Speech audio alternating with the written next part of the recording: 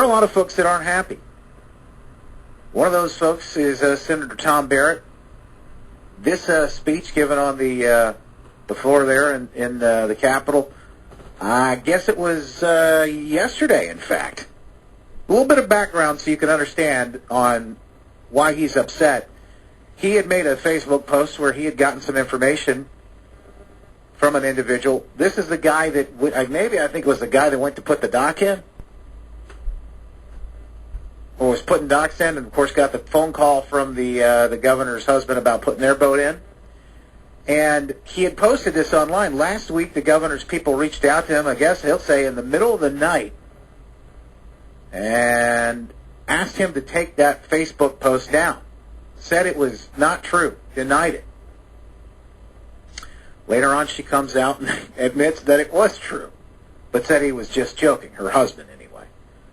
Senator Tom Barrett's not happy about that. Pay no attention to the governor behind the curtain. I started Memorial Day weekend disappointed in our governor. By yesterday I was mad. Today I'm furious. My kids are 7, 5, and 3 years old. They spent Memorial Day weekend running through a lawn sprinkler because our governor has closed down the beaches at the county parks that me and my family enjoy for our recreation. My character was impugned by our governor in her office Friday night. I blew the whistle on a story we now know was completely true. I had corroborated the story before I posted it, and I knew my source was credible and trustworthy. It had 500 shares, dozens of comments, and countless other interactions by Friday night. Yet in the dead of night, I was contacted with a request to remove my post because the governor was denying it.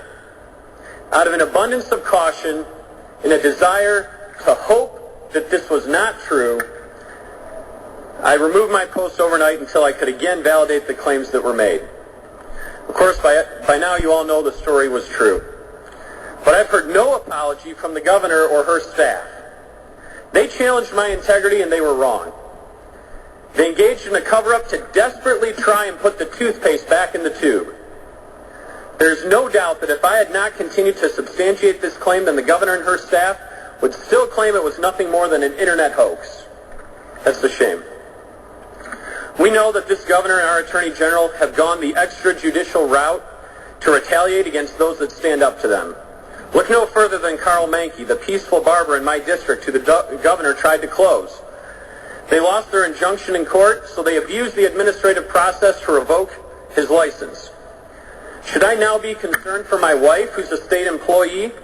Should I be worried for myself and my military career, where the governor serves as the commander-in-chief? If they will try to cover up this story, what limits will they go to now? But I get it. We all have to pretend this is normal behavior. Who here hasn't driven 3 hours to rake leaves in May for Memorial Day weekend?